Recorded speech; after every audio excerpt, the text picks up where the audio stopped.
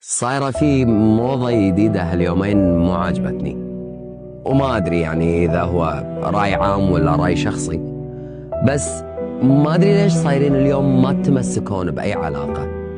صايرين وايد تمشون مع مبدأ الباب ياسع جمل، اللي بيقعد بحياتي أهلا وسهلا واللي ما يبي كيفه. صايرة ثقافة إن أنت تبيع علاقة بدل لا تتمسك فيها، ثقافة دارجة جدا، وهالشيء هذا بالنسبة لي موضة مو مفهومة. ترى حلو ان انت تراوي الشخص اللي قدامك انه هو يستاهل القتال عشانه، يستاهل ان انت تحارب ظروف، سوء تفاهم، مشاكل او اي مطبات تواجه علاقتكم علشان تبي هالعلاقة تستمر بحياتك.